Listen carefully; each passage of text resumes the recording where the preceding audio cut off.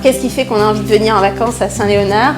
Plein de choses. D'ailleurs, les types de clientèle montrent un attrait différent sur les richesses du territoire. Il y a bien sûr la collégiale, que l'on connaît tous, avec son clocher de 52 mètres de haut, on la voit de loin. Et puis ce label qui est reconnaissable par tous, tout un chacun à travers le monde, qui est l'UNESCO, puisque la collégiale, dans le cadre de son appartenance au bien national Chemin de Saint-Jacques de Compostelle en France, a obtenu cette reconnaissance de l'UNESCO, qui est quand même pas des moindres. Cette collégiale qui on pourrait dire, un vaste reliquaire de pierre dans lequel sont déposées les reliques de Saint-Léonard, un bâtiment qui date pour sa partie la plus ancienne du XIe siècle et surtout un bâtiment qui est doublement inscrit au patrimoine mondial de l'UNESCO puisqu'il est inscrit dans le cadre des chemins de Saint-Jacques de Compostelle mais aussi au patrimoine immatériel dans le cadre des ostensions limousines.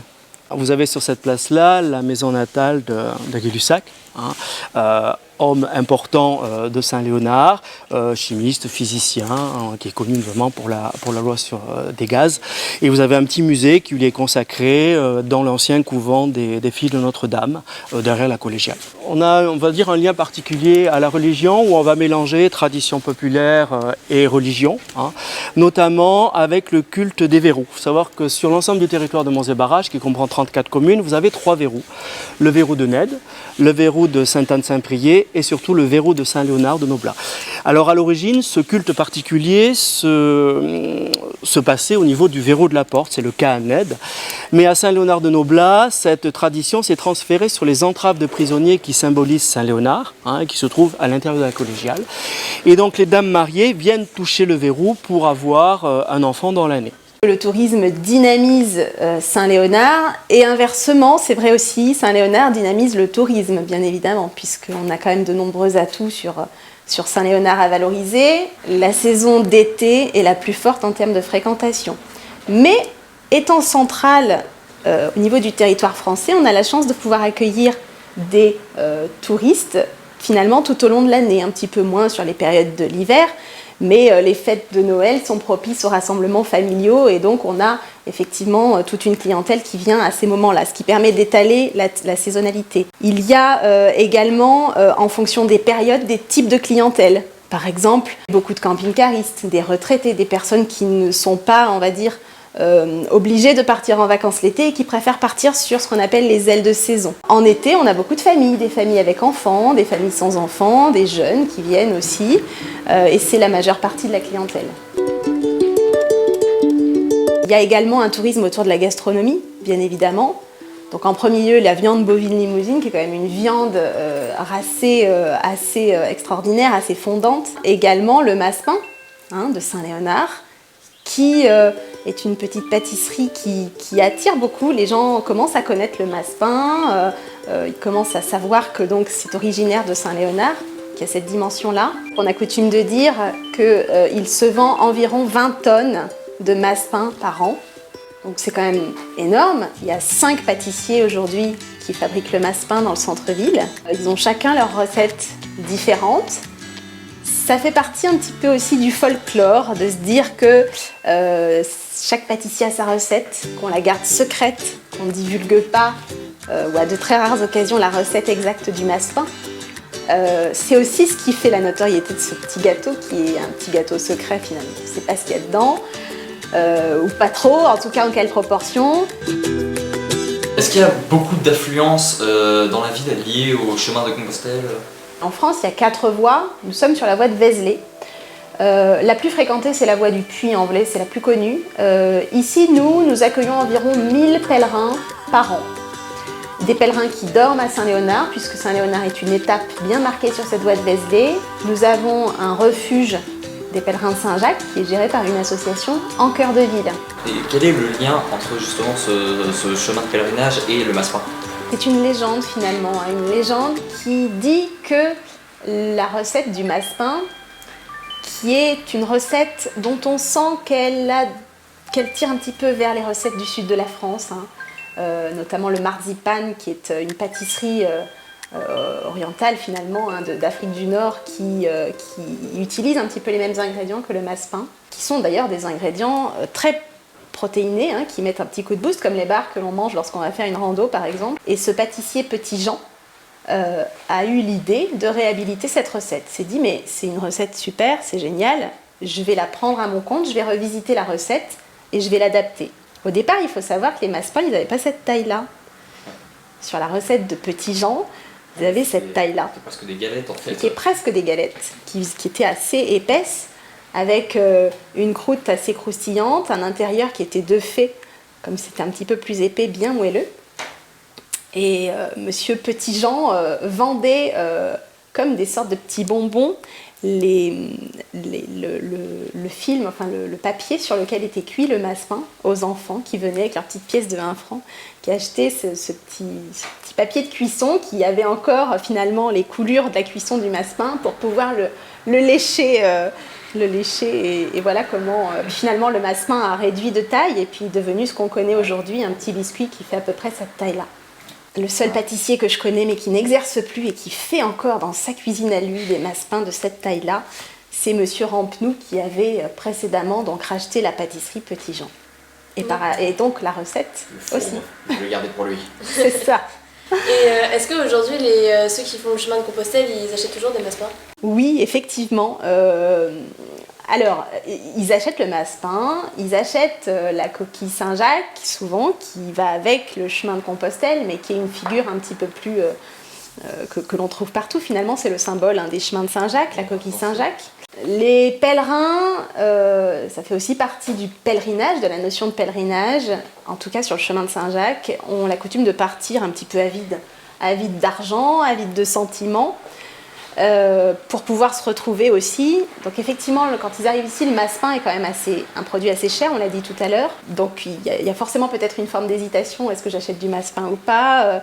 Certains ne connaissent pas la relation qu'il y a entre le Massepain, qui est la spécialité de Saint-Léonard, et le pèlerinage vers Saint-Jacques. En tout cas, on s'emploie, nous, à l'Office de tourisme, alors faire comprendre un petit peu les relations qu'il y a entre ce petit gâteau et puis ce qu'ils sont en train de faire, ce qu'ils sont en train de vivre, ce pèlerinage, cette marche. Donc certains en achètent, oui bien sûr, certains en achètent, d'autres n'ont peut-être pas la bourse adéquate pour pouvoir le faire. Mais en tout cas reviennent, ce qui est bien c'est que certains pèlerins sont passage ici et se disent oh c'est une belle ville et puis finalement ils décident de revenir et puis à ce moment-là, effectivement ça donne lieu peut-être à des achats de Massepain, on ne sait pas. Et est-ce qu'il y a une pâtisserie qui a officiellement la recette du Massepain Il y a une pâtisserie en particulier qui se targue d'avoir la vraie recette, la recette donc de l'ancien pâtissier qui a réhabilité cette recette du Massepain, qui s'appelait le pâtissier Petit Jean, qui était situé sur la place Gay-Lussac. Cette recette Petit Jean, elle a été rachetée par un pâtissier de la ville et je ne vous dirai pas lequel. Ce sera à vous de trouver. On va tous les voir, on va voir. Mais ceci, c'est marqué en gros sur la devanture. On les verra tous, on essaiera toutes les recettes, on saura quelle est la vraie.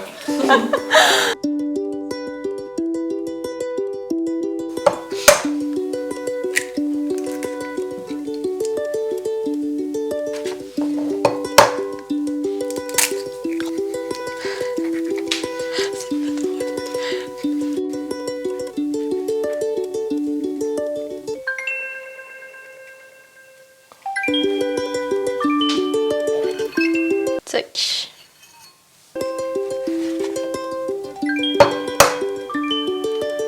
Du coup maintenant on va les mettre en neige.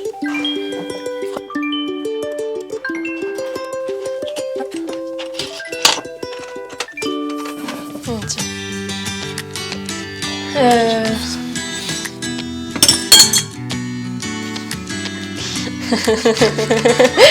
Vraiment. Le Sony Froséon. Oh là là. Non, attends. Mais c'est pas les bons trucs, c'est pas possible.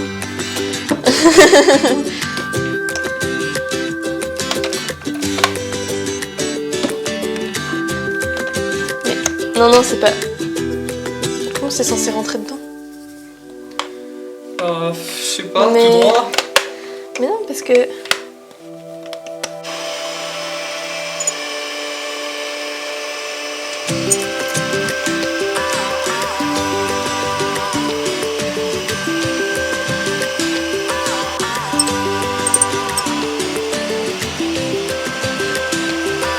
Ok, bah vas-y, tu peux les verser.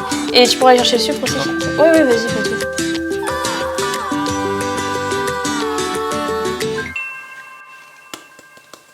C'est bon.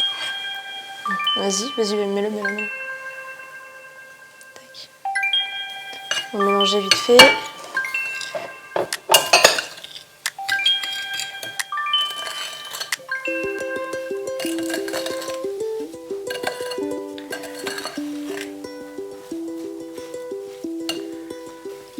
Bon, ça on verra, mais bon. En fait, c'était simple, hein. Oui. Ouais, j'ai du mal à voir si c'est bien mélangé, en fait, mais...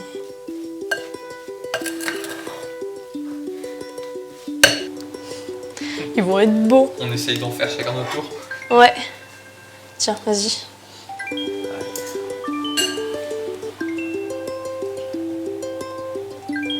Je vais peut-être... Hop, on met ça là.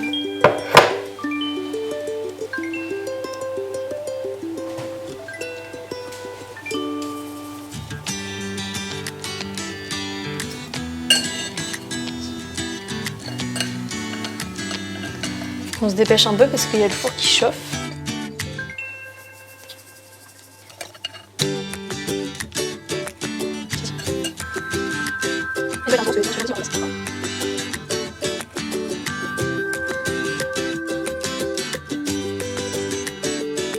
C'était peut-être plus un peu sobre. C'est souvent. Oui. Puis ça va s'arranger avec la cuisson. Tac.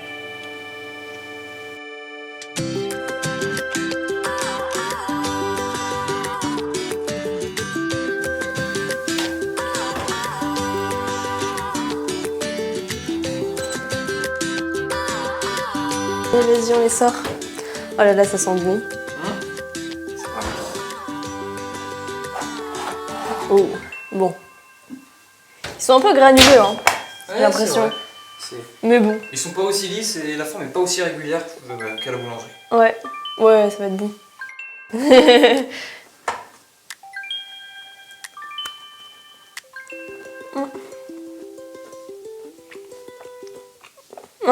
Un peu bizarre, je trouve pas?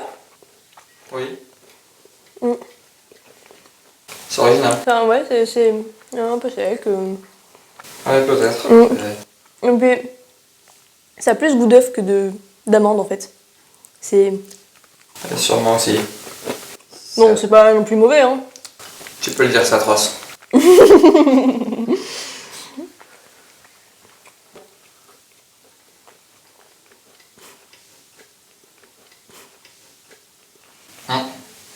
Tu sais quoi?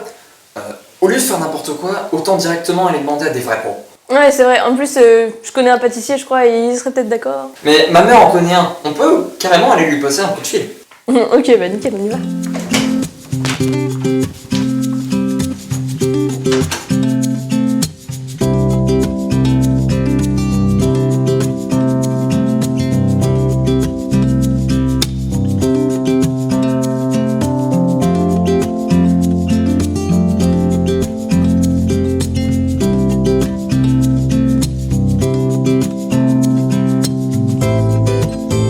Ça fait 3 ans que j'ai ouvert l'entreprise, donc j'ai été apprenti sur Saint-Léonard pendant 7 ans.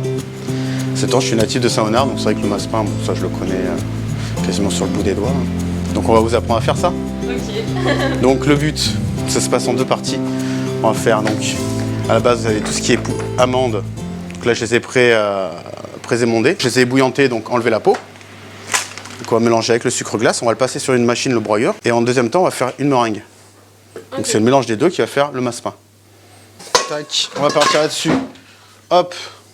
Donc je vais vous laisser mélanger les deux. Vous allez voir que la recette reste simple, mais quand même, si les éléments sont pas, les tâches sont pas faites comme il faut, c'est là où ça peut capoter. On va mettre donc ce qui est amande. Je vais garder quand même les grammages discrets. Vous aurez la recette après. Tout. Et voilà, sucre glace, voilà. Tout. Ouais, tout. Voilà. On va bien mélanger pour que le sucre colle aux amandes. Voilà. On va avec les mains. Avec les mains, c'est meilleur. C'est là où c'est le plus drôle. Une fois que c'est bien mélangé, on va faire comme une poudre d'amande. Donc on va le passer au broyeur.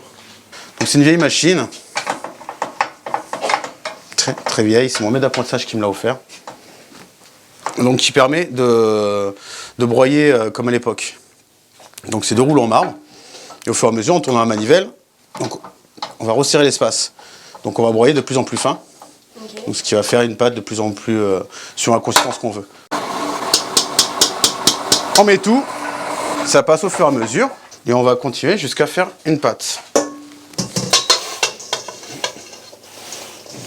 Donc on va resserrer le rouleau. Là déjà ça passe moins vite que tout à l'heure. Là on peut voir que ça les a déjà plus écrasés. Et au fur et à mesure, l'amande va se mélanger au sucre glace. Ça va vraiment écraser l'amande. Voilà, on arrive sur une base de, on va dire, de poudre d'amande sucrée, mais quand même avec un grain plus gros. C'est vrai que le goût va être meilleur que de prendre de la poudre d'amande, parce que la poudre d'amande c'est déjà haché, aéré et tout. Donc là on est sur une bonne base. Donc là maintenant on va aller faire la meringue. Donc là nous avons les blancs d'œufs, hein, sucre, semoule.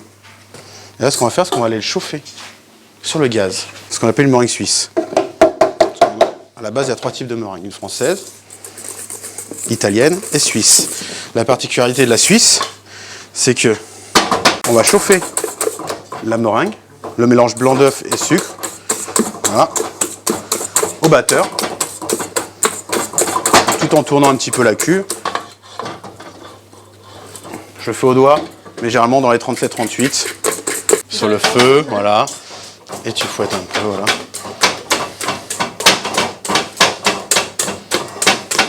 Alors moi je le fais sur le gaz, mais on peut le faire aussi au bain-marie, c'est moins risqué. Une casserole d'eau chaude, on met la cuve par-dessus. Le bain, tu veux essayer? Et tu peux y aller, énergiquement, vas-y. N'aie pas peur. Parce que sinon après ça va faire brûler les blancs. Le but c'est vraiment de les réchauffer pour pouvoir que les blancs montent bien en meringue. Alors, je vais te dire. Encore... Hop, là ça va être bon là.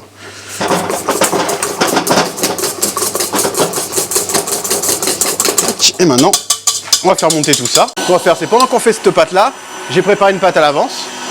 Donc on va préparer des massepains qu'on pourra mettre à cuire. Tac. On va la mettre au batteur pour la retravailler un chouïa. Et on va rajouter quelques blancs d'œufs pour la rassouplir. Tac. Donc là, je viens de rajouter quelques blancs d'œufs. On va bien mélanger.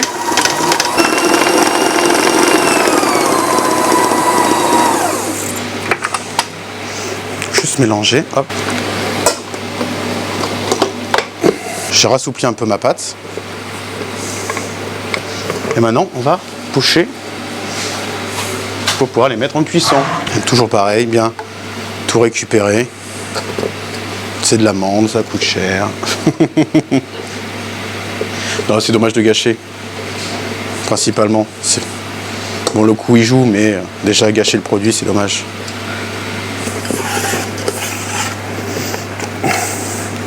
Donc voilà, la pâte reste quand même, elle se tient. Ouais.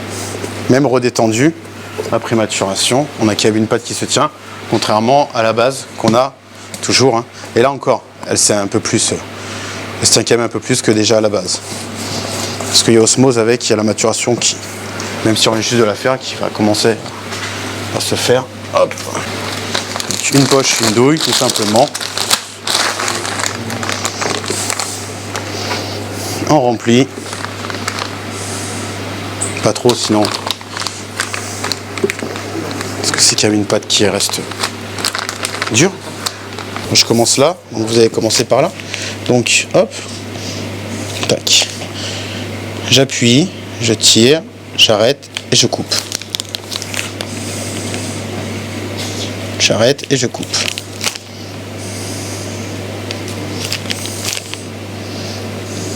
Tac. Ah, regarde. Plus, voilà. Comme ça. Tu t'as, et t'appuies. Vas-y, je vais te guider. On appuie. Voilà. Hop, stop. Voilà. Ok. Ça peut être pas mal. Il faut bien avoir la poche qui est assez droite. Non. C'est ta poche. N'aie pas peur d'aller sur ta feuille. Voilà. Bien droite. Voilà. Stop. Hop. Voilà. Comme ça. N'aie pas peur, tu prends ton temps. La pâte, elle va te suivre. C'est toi qui donnes la vitesse à la pâte. C'est pas la pâte qui doit te speeder. Voilà. Alors, on va quand même plus écarter. Tu peux venir en dessous si tu veux. Non, non, non, regarde. Prends ton temps. Je vais te guider, tu vois. Pour que tu voyes un peu le système. Voilà. Là, t'es là. Vas-y. Appuie. Hop, stop, lâche et tu coupes. Et tu coupes, il ne faut pas que tu aies peur de rentrer dedans. Bien droite. Bien droite ta poche. Voilà. Voilà. Tu essayes de garder toujours la même pression. De toute façon, même s'il y a des ratés, on va tout cuire. Comme ça. C'est un peu mieux déjà. Ouais, c'est pas mal là. Hop, on reprend. Hop, on va mettre ça en cuisson maintenant.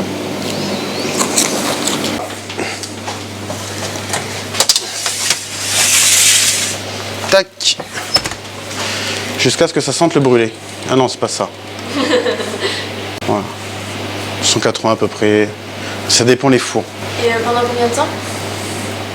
Normalement, on le fait à l'œil. Bon, 20 minutes quoi. Ok. Donc voilà, on attend. Super. Plus qu'à manger maintenant.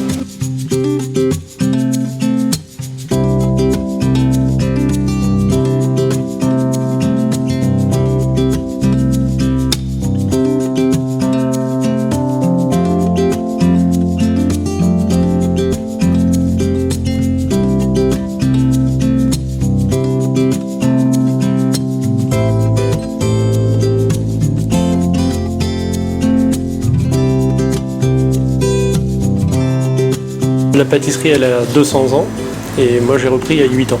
Le massepain, il a été ramené à Saint-Léonard par les pèlerins de Saint-Jacques-de-Compostelle qui prenaient ça pour faire le trajet, pour se donner des forces en fait. Et ils avaient ça dans leur besace. Comme c'est un produit qui est riche en sucre, quand ils avaient un petit coup de mou, ils en mangeaient un et ça leur redonnait des forces. Et il y a un moine suisse qui s'est arrêté un jour à Saint-Léonard avec des massepains. Et il s'est arrêté devant la pâtisserie Petit Jean à côté de la collégiale. Ils ont discuté ensemble, il lui a fait goûter, il lui a donné la recette et Monsieur Petit Jean a commencé à faire des massepains à Saint-Léonard. On sait que les recettes sont différentes sans les avoir goûtées, quoi. Puisque il y aurait une recette unique s'il y avait un label qui protège le massepain. Comme il n'y a pas de label, le massepain n'est pas protégé, chacun fait sa recette. C'est assez long à faire le massepain, mais il se fait en plusieurs étapes. On fabrique d'abord la pâte, on la laisse reposer, on les dresse, on les fait cuire, il faut les laisser refroidir pour les décoller de la feuille. Donc c'est assez long à faire, par contre ça se mange très vite. Est-ce que vous avez des pâtissiers qui font que du massepain? Oui, en règle générale, c'en est un qui fait que ça, parce que c'est quand même assez compliqué, enfin pas très compliqué à faire, mais il faut avoir l'habitude de le faire pour qu'il ait toujours la même forme. La cuisson, comme c'est un produit qui est très sucré, la cuisson est un peu particulière, c'est très sensible, ça peut être vite cramé, donc il y a vraiment une personne qui est dédiée à ça, qui fait ça en principe tout le temps, quoi. De temps en temps, on change, mais c'est très rare.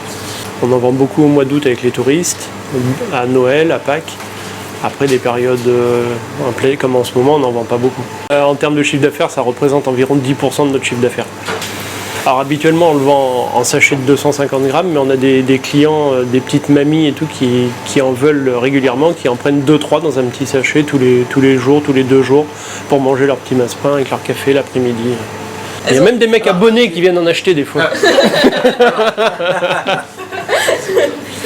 Ça, j'en ai acheté une fois.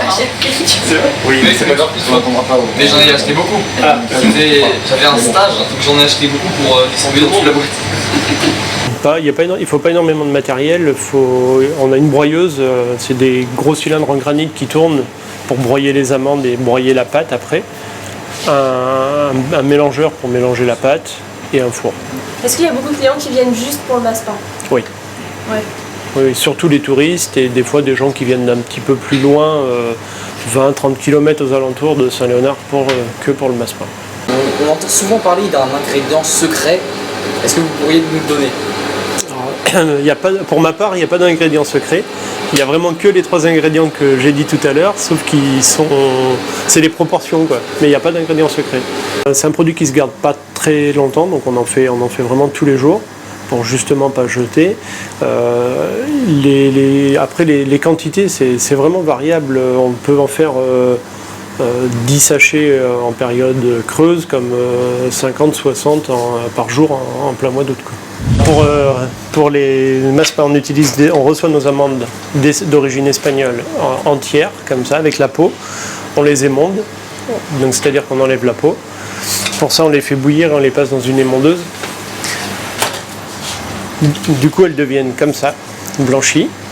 Après, on les broie, on les mélange à du blanc d'œuf, comme ça, et à du sucre normal, du sucre en poudre classique. Et on obtient une pâte qui a une consistance assez compacte. Voilà. Et là, je vais vous montrer pour les dresser. Donc, on utilise une poche à douille. On en met un petit peu dedans.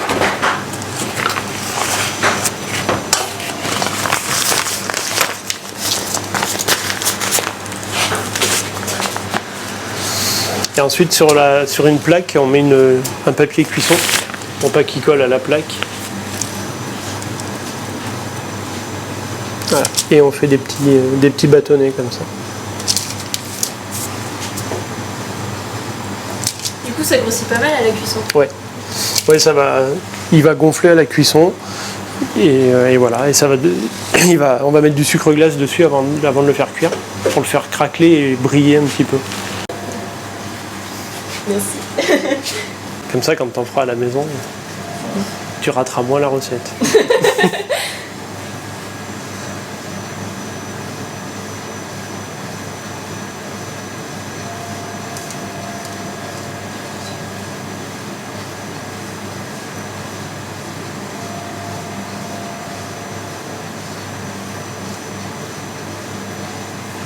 C'est pas rigolo.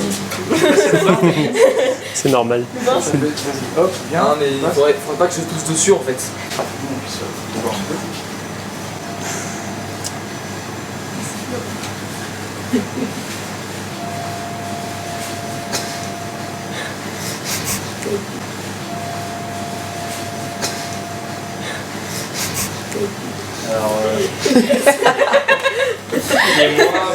Bon, qui c'est qui parlait d'anecdote sur le massepain tout à l'heure? Ben là, elle est là, l'anecdote.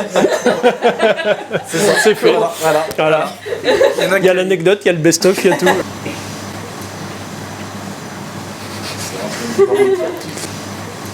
Non. Non, c'est mal barré.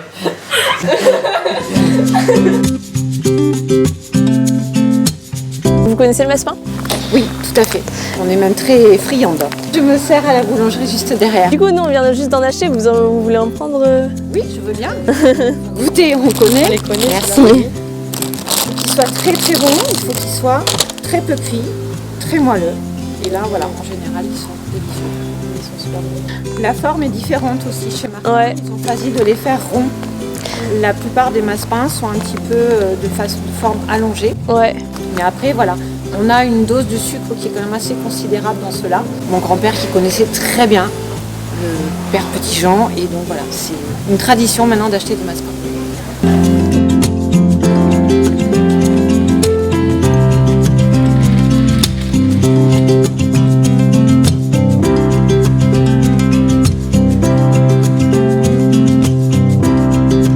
Bon, je me présente, Bruno Boissière, je suis boulanger dans le pays de Saint-Léonard.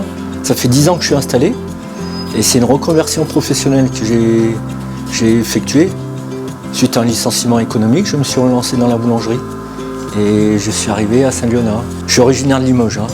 J'ai passé 26 ans à Nancy. J'ai été me former à Rouen en tant que boulanger. Je suis arrivé ici sur Saint-Léonard. Voilà. Et est-ce que vous en fabriquez tous les jours? L'été, oui. L'été, oui. Et combien par jour? Une recette, on va faire une recette. À peu près, je cuis ma recette tous les jours. Voilà. Ça fait à peu près 5 plaques comme ça. Ça dépend après, c'est en fonction de l'épaisseur. C'est dressé manuellement. Donc voilà, c'est les blancs d'œufs que j'ai préparés. On va les faire monter. Voilà. Hop là. Donc ça a monté. On a préparé du sucre, de la poudre d'amande et les œufs. Voilà la recette en gros. Une certaine quantité qu'on ne va pas divulguer. Donc on va tout mélanger.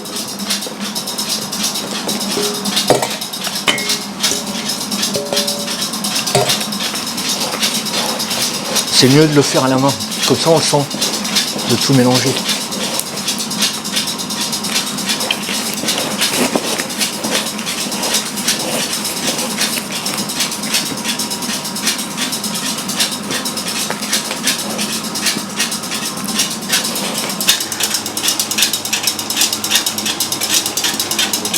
Et après je vais mélanger les blancs d'œufs. Par contre la cuisson, il faut être très vigilant parce que en 1 minute, ça peut être cramé ou trop cuit ou pas assez cuit. En 1 minute près. Il faut surveiller. Après, là, au bout d'un quart d'heure, on va commencer à regarder. Et puis 1 minute par 1 minute, on va regarder la cuisson.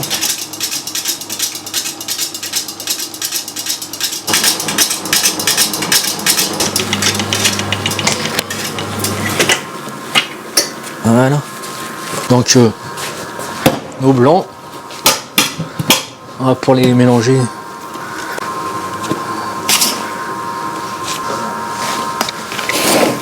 Et le mieux c'est de les mélanger à la main. On sent bien le mélange.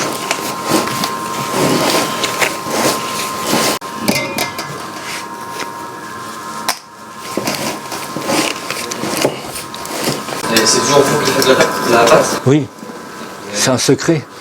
Vous n'avez pas d'apprenti? Si, j'ai des employés, mais c'est moi qui ai la recette, on va dire, dans la tête. Et c'est ma femme qui l'a créé, on va dire, qui l'a travaillé. C'est elle qui l'a mise au point, on va dire. Au début, ça a été un petit peu compliqué de la mettre au point. Et c'est elle qui l'a mise au point, on va dire. Soit on mettait trop de sucre, trop d'amandes, pas assez d'œufs, ou... La cuisson, pareil, c'était un petit peu compliqué. On a bien bataillé un mois, un bon mois. Ah oui, là je pense que c'est bien. On a un bon rendu. Nous sur Nancy, on appelle ça un macaron, le macaron de Nancy, et ça ressemble beaucoup au massepain de Saint-Léonard. Voilà. C'est quasiment le même produit. Mais après, c'est chacun a sa petite recette de différence, mais pour moi, c'est le même produit. Et j'ai connu aussi le macaron de Nancy, c'est très connu. Voilà. Attendez, je vais me laver les mains.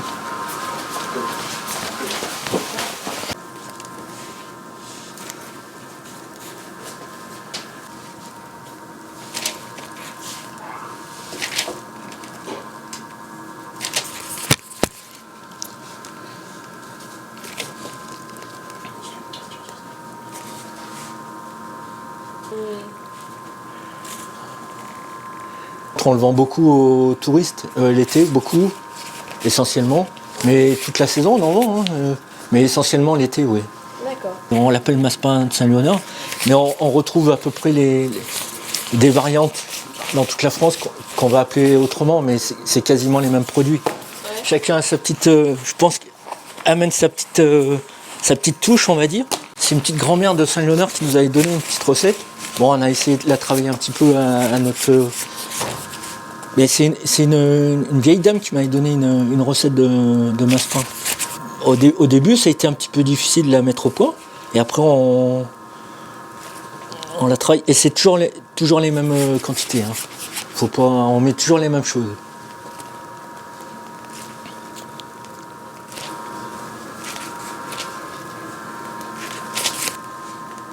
Donc je vais mettre du sucre et puis après on va le mettre au four.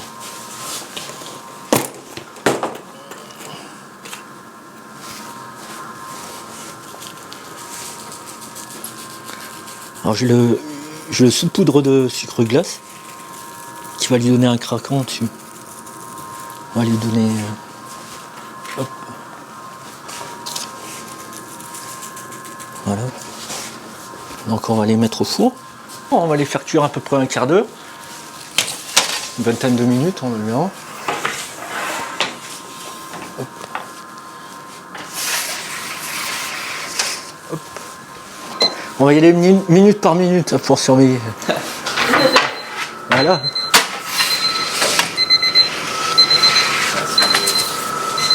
Encore un petit peu, vous voyez là comment il craque, mais encore un petit peu. Et après c'est en fonction du four, en fonction de... Chaque four cuit pas pareil. Hein. Il y a beaucoup de choses qui rentrent en ligne de compte. Hein. Quand tu as trouvé ton type d'amande, c'est pareil, tu touches pas. Tu essayes de trouver. Mais bon, après c'est en fonction, c'est pareil. Tous les ans ne sont pas la même qualité d'amande. On va les sortir.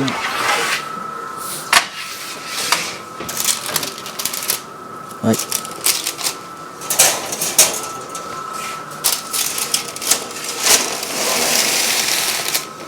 Les petits massepains.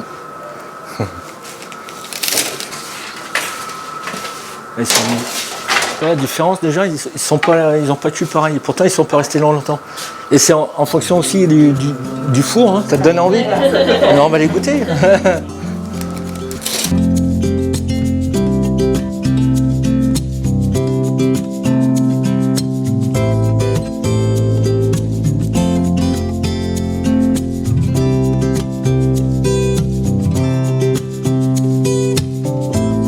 Est-ce que vous connaissez le massepain? Ah oui, je connais. C'est très bon d'ailleurs. J'aime beaucoup. Vous êtes d'ici? Oui. Vous en achetez souvent ou... Oh, quelquefois, oui, mais j'en achète aussi pour faire des cadeaux. Ah oui, d'accord. Donc c'est Voilà. pour des occasions plutôt. Pour des occasions, oui. Et j'en achète pour moi aussi. N'importe quelle pâtisserie, ils sont tous bons. Vous en voulez? Ah, je veux bien, allez. Gourmande comme je suis.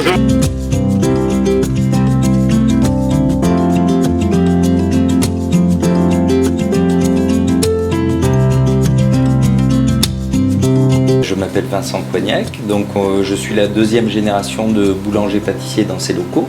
Je suis venu à la boulangerie-pâtisserie assez tard parce que j'avais fait des études d'informatique, voilà, jusqu'au bac. Et puis bon, les études me plaisant pas plus que ça, j'ai décidé de poursuivre dans les traces de mon père, donc la boulangerie-pâtisserie. Bon, j'y travaillais toutes les vacances hein, chez eux, donc voilà, c'était un métier qui me plaisait. Le massepain est composé, la recette est assez succincte, hein, elle est composée de 3 ingrédients. Donc 2 blancs d'œufs, comme ceci. Après 2 sucres, voilà, avant il n'était pas raffiné, maintenant bon, on a du sucre blanc, on le trouve que raffiné comme ça. Hein. Après, l'ingrédient phare du massepain de Saint-Léonard, ce sont les amandes. Alors il y a plusieurs types d'amandes. Moi, mon père utilisait des amandes d'Espagne. Moi, j'utilise une autre provenance, c'est l'amande de Californie, parce qu'elle est plus douce. Une amande d'Espagne est beaucoup plus amère. Je vais te les faire déguster. Oh, merci. Allez. Merci. Donc elles sont très douces. Ma recette, globalement, je ne vais pas la dire en détail parce que c'est assez secret. Hein. Chaque pâtissier a sa recette sur Saint-Léonard parce qu'il y a 5 massepains différents. Après, ma recette, elle est composée à peu près de 3 tiers. Voilà, des 3 tiers. Un tiers de blanc d'œuf, un tiers de sucre et un tiers d'amande, grosso modo. Alors, on va utiliser une machine bien spéciale. Hein, c'est la broyeuse à amandes. Donc, la broyeuse à amandes, celle-ci est de forme artisanale. Elle a des rouleaux en granit. Et moi, je ne veux pas d'échauffement. Pourquoi? Parce que ça délie la pâte à massepain. Moi, je veux obtenir comme une sorte de mayonnaise, hein, quelque chose d'homogène. Le granit est une pierre qui est très froide, donc ça va annuler l'échauffement.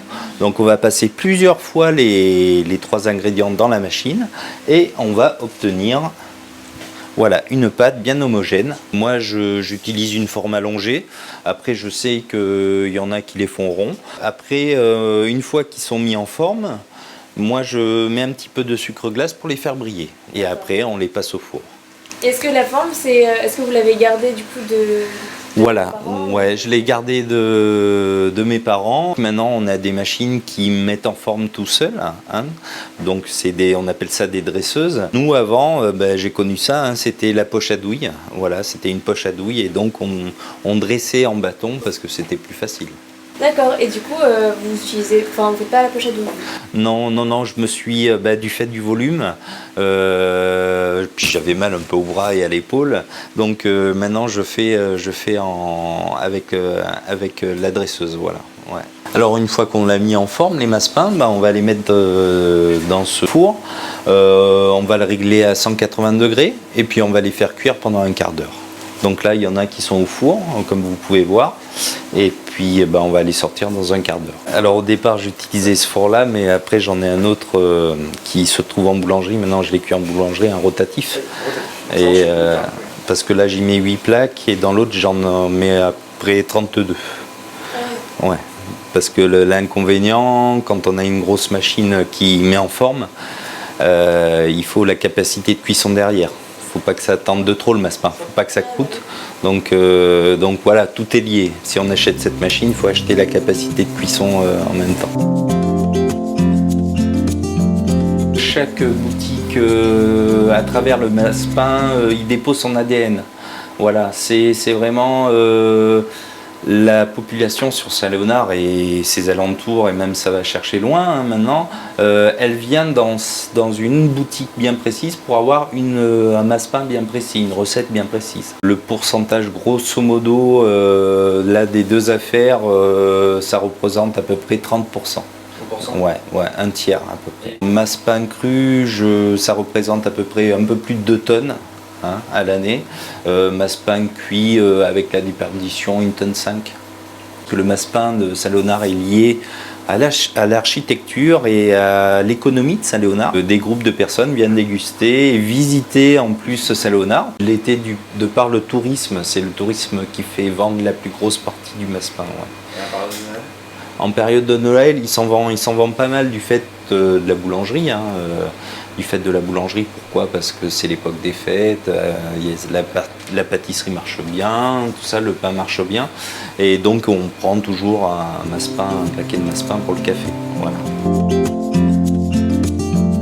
La tenue de la confrérie, elle est composée donc d'une toche de couleur brune, d'une toque pâtissière. Et après vous avez un médaillon en cuir. Sur lequel est apposé un massepain, un logo hein, fait en porcelaine.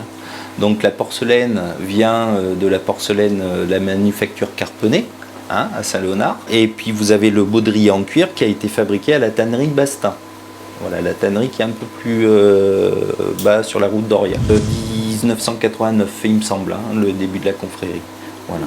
Ce sont les pâtissiers à l'époque, et mon père en faisait partie, qui ont décidé de créer la confrérie avec des amoureux du massepain, dont Frédéric Rougerie, hein, qui est un des membres fondateurs, hein, presque à l'origine.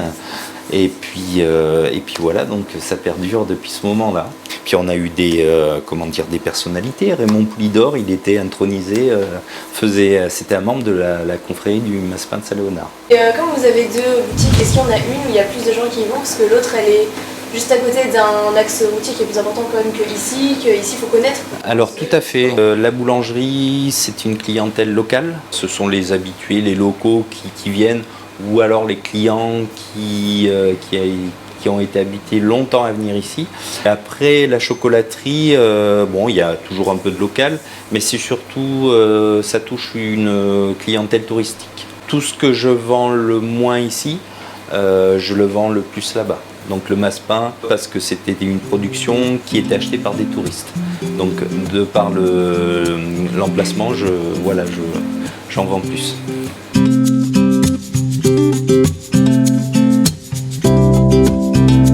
Est-ce que vous connaissez le massepain? Oui, bien sûr. Oui. Vous habitez à Saint-Léonard? Oui. Et du coup, vous aimez ça? Vous en mangez souvent? De temps en temps. Et puis j'en offre aussi, voilà. Oui, beaucoup pour les occasions. Voilà, les gens qui ne connaissent pas, ça leur permet de connaître le massepain de Saint-Léonard. Et vous avez plutôt l'habitude de l'acheter où? Ah, moi je les achète toujours aux places de la République. Vous voulez goûter? Ceux-là, ils viennent de chez vous. Oui, ça fait rien. Hein,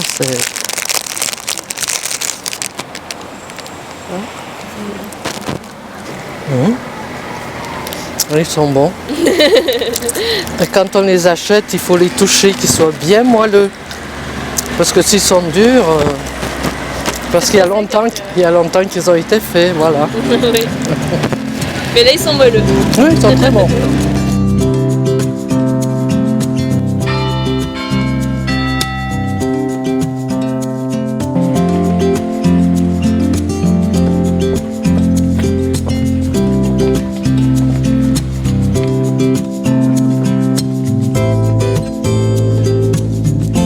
Je m'appelle Steven Piquet, voilà, je suis pâtissier depuis que j'ai l'âge de 16 ans.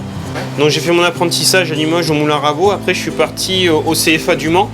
J'ai fait une mention complémentaire en chocolaterie. J'ai une formation de chocolatier et j'ai travaillé avec Monsieur Bélanger, qui est meilleur ouvrier de France pendant 1 an.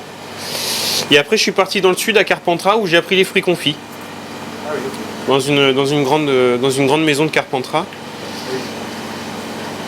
Et après je suis revenu dans la région, j'ai travaillé en Creuse. Voilà, je me suis installé il y a bientôt 8 ans à Saint-Léonard et donc je fais le massepain depuis un peu plus de 8 ans. Et c'est en arrivant ici que vous avez appris la recette du massepain? Oui, tout à fait, oui. Avec Monsieur Guissem, mon prédécesseur. Moi, j'ai la recette de Monsieur Petitjean. Monsieur Petitjean, c'est le monsieur qui a créé le massepain à Saint-Léonard de Noblat. Donc voilà, je perpétue la tradition. Voilà. Donc la vraie recette? Tout à fait. Avec lequel j'ai un acte notarié où c'est protégé. Et voilà, la famille Petitjean me laisse le droit, m'autorise d'utiliser le nom Petitjean pour perpétuer la recette. Voilà. En fait, c'est par rapport à mon prédécesseur et quand j'ai racheté l'entreprise, ça existe. J'ai repris les droits en fait. C'est mon prédécesseur, Monsieur Guissem, qui a contacté la famille Petitjean et a demandé à avoir la recette. Et donc du coup, il y a eu cet acte notarié qui a été fait. Et du coup, quand j'ai racheté la boutique, il m'a fait suivre la recette dans le bail. Donc du coup, c'est moi qui ai le droit maintenant de pouvoir utiliser le nom. Je peux même la revendre si je veux ou faire ce que j'en veux en fait. L'acte il s'est transformé dans mon bail commercial et moi après j'ai la vraie recette, j'ai le petit bout de papier de la recette authentique qui commence à devenir illisible et avec des diplômes que Monsieur Petitjean avait fait faire à l'époque. Voilà. On essaye de la respecter. Après, les matières premières ont évolué, donc il a fallu s'adapter un peu. Mais sinon, on essaye de la respecter au maximum. Les amandes sont peut-être pas aussi raffinées qu'à l'époque, peut-être pas assez râpées comme avant. Elles sont peut-être un peu plus fines maintenant. Moi, j'achète la poudre. J'ai pas de broyeuse pour pouvoir la broyer, donc j'achète ma poudre d'amande déjà faite et je travaille avec du sucre glace. Beaucoup vont à l'ancienne boutique Petitjean où maintenant c'est l'auto-école Team et font le rapprochement et quand ils viennent chez nous, ils nous demandent la recette Petitjean. Donc là j'ai mis les blancs d'œufs, on va les faire légèrement monter. Et après on incorporera l'amande, le sucre et on va laisser mélanger un peu avec la feuille et une fois qu'on aura la pâte, hop, on va commencer à la dresser. Après, ce qui va jouer avec les autres recettes, c'est que la recette Petitjean, il y a plus d'amandes que dans les autres recettes. Voilà.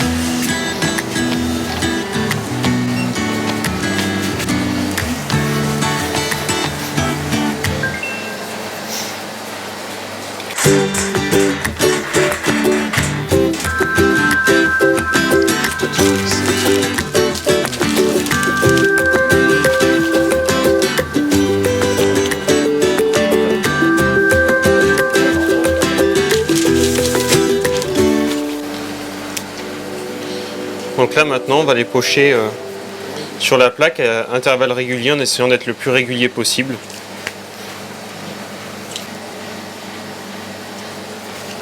faire un ici. Du coup, en quoi est-ce que la forme de vos massepains ils sont différents de... Ouais, je pense qu'on les fait tous à peu près de la même façon. C'est ovale normalement le massepain. Après, c'est suivant comment la pâte elle réagit à la cuisson. Et ça en fait combien par plaque à peu près là? Là j'en ai 60 par plaque. Je fais 6 rangées de 10. Par journée, je peux faire jusqu'à 24 plaques. 24 plaques, même des fois l'été on peut monter à plusieurs, en plus, ouais, jusqu'à 30 plaques, 40 plaques. Quoi. On a beaucoup de clientèle qui viennent de Limoges, hein, les week-ends, ça paraît pas comme ça, mais il y a beaucoup de gens qui viennent de Limoges voir leur famille. Il y a un marché pour tout le monde. Hein. Ouais. Il y a quelques temps, Yannick, Monsieur Lacour, c'était une chocolaterie du temps de chez Monsieur Tourbier. Et malgré qu'il soit arrivé, ça nous a pas piqué de part de marché. Ou... Puis la concurrence, ça donne envie de un petit challenge, quoi.